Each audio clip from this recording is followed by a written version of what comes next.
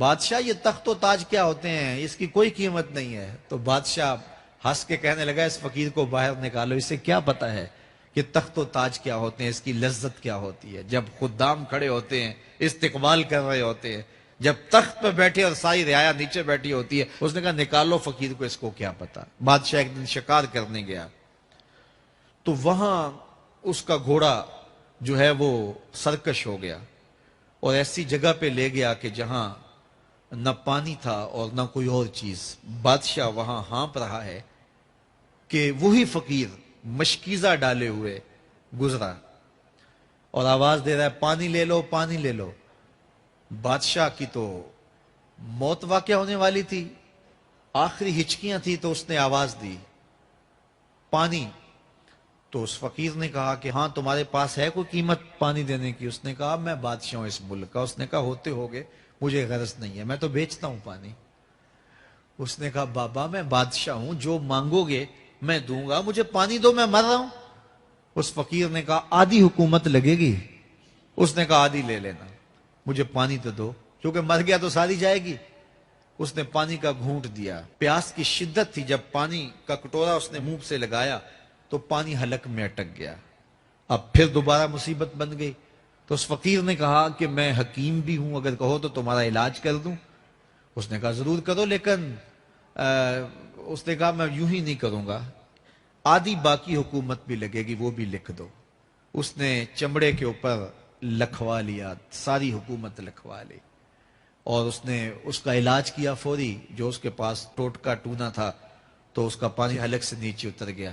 بادشاہ گھوڑے پہ بیٹھا واپس آیا، وقت گزر گیا، عرصہ بیت گیا۔ بادشاہ پھر تخت پہ بیٹھا تھا، وہی فقیر بھیس بدل کے دوبارہ آ گیا۔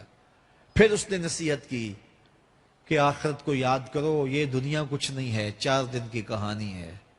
بادشاہ نے کہا تو میرا خیال ہے پہلے بھی کبھی آیا تھا، تو نہیں سمجھتا تخت و تاج کی لذت کیا ہے۔ اس نے کہا اس کی کوئی قدر و قیمت نہیں ہے، چھوڑ اسے، آخرت سب کچھ ہے۔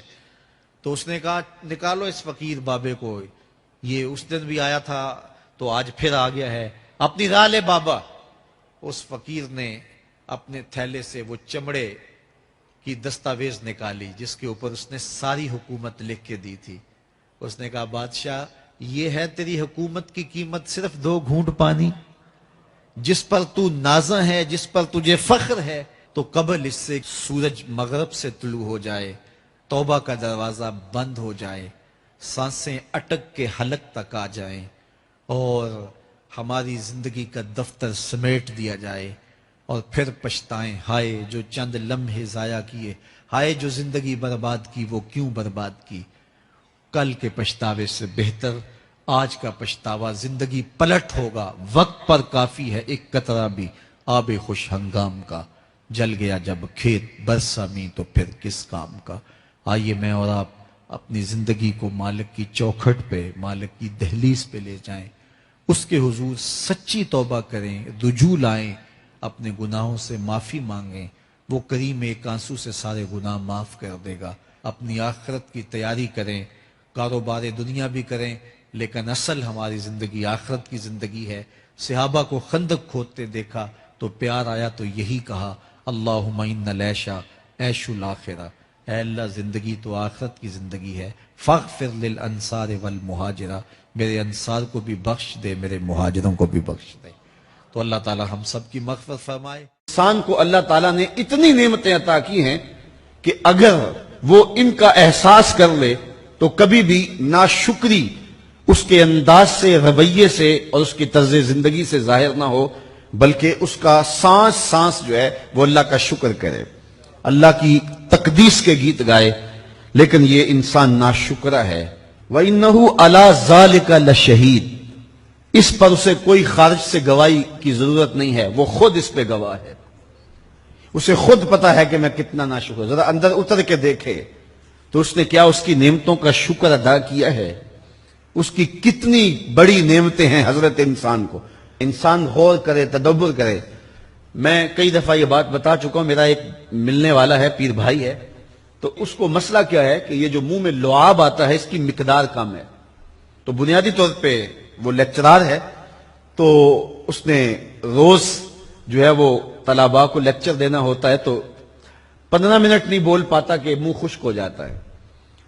اب ہم نے کبھی اس کو نعمت سمجھا؟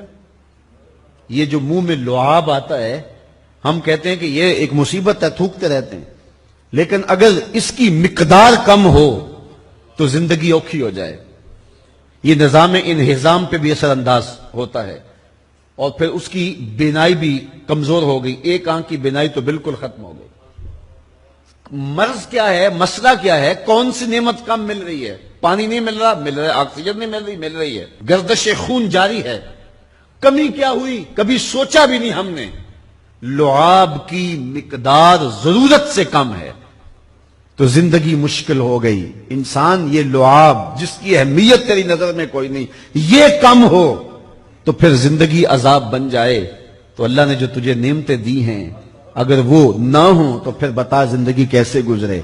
تو انسان کو اتنی نعمتیں دی ہیں اللہ نے, اتنا کچھ عطا کیا ہے. اوناسس نامی دنیا کا امیر ترین شخص تھا, اس کی آنکھوں کے پپوٹے کام کرنا چھوڑ گئے. یہ آٹومیٹک سسٹم رب نے لگایا ہوا ہے, ادھر سے تنکا اڑا, ادھر آنکھ بند ہو گئی. اب ڈاکٹر سلوشن ٹیپ لگا کے اس کی آنکھ کھولتا تھا اور جب سوتا تھا تو ٹیپ لگا کے بند کر دیتا تھا. کسی نے اس سے پوچھا کہ زندگی کی سب سے بڑی آرزو, کہا کاش اپنی آنکھیں اپنی مرضی سے کھول سکوں. کہا اس کے لیے کوئی قیمت پیسے دینے پڑے تو کتنے دے گا؟ کہا ساری دولت لگا دوں گا. کبھی ہمیں یہ احساس ہوا؟ بہت سارے لوگوں کو آج پتا چلا ہوگا یہ بھی ایک سسٹم ہے, ایسا ہے رب نے قدرتی لگایا ہوا ہے, اس پر کوئی بل ہی نہیں کبھی آیا. آپ 3 مہینے بل نہ دے تو وابڈا والے میٹر کاٹ دیتے ہیں کہ نہیں؟ بجلی کاٹ دیتے ہیں, سوئی گیس والے کنیکشن کاٹ دیتے ہیں, لیکن ساری زندگی رب کو سجدہ نہ کرو. اس نے کبھی سورج کو نہیں کہا کہ اس نافرمان کے گھر تیری روشنی نہیں جانی چاہیے. اس نے کبھی چاند کو نہیں کہا کہ تیری چاندنی اس کے آنگن میں نہیں جانی چاہیے. جس طرح با یزید کے گھر میں سورج کی کرنیں جاتی ہیں, اس نافرمان کے گھر میں بھی ایسے ہی جاتی ہیں.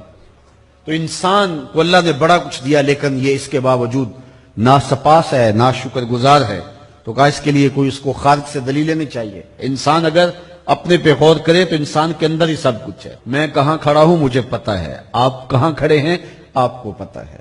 یہاں میں واز کر رہا ہوں, تلقین کر رہا ہوں, نصیحت کر رہا ہوں, آپ کی نظروں میں بہت اچھا ہوں گا. میں اچھا ہوں یا نہیں ہوں میں اچھی طرح جانتا ہوں.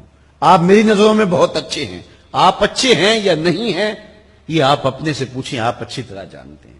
انسان اپنی حقیقت سے خود آگاہ ہے کہ وہ کس جگہ کھڑا ہے, وہ جانتا ہے. وَإِنَّهُ عَلَىٰ ذَلِكَ لَشَهِيدٌ. اسے خارج سے کوئی دلیل نہیں چاہیے. آج وقت ہے اپنا رب سے جوڑ لیں. اس کی رحمتوں کے دروازے کھلے ہوئے, اس کی کرم نوازیوں کا می برس رہا ہے. یہ موسم نور ہے نا, ایک نیکی کرو 70 نیکیوں کا ثواب ملتا. کرم نوازیوں کی برکھا برستی ہے. وہ ایک فقیر تھا, وہ بازار میں کھڑا رو رہا تھا. کسی نے رک کے پوچھا, کہا بابا کیوں رو رہے ہو, کیا ہوا ہے تمہیں؟ کسی نے مارا ہے, تنگ کیا ہے, بھوک کی شدت ہے, کیا ماجرا ہے؟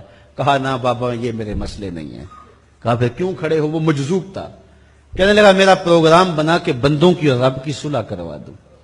تو کہا پھر کیا ہوا؟ کہا وہ تو مانتے ہیں یہ نہیں مانتے.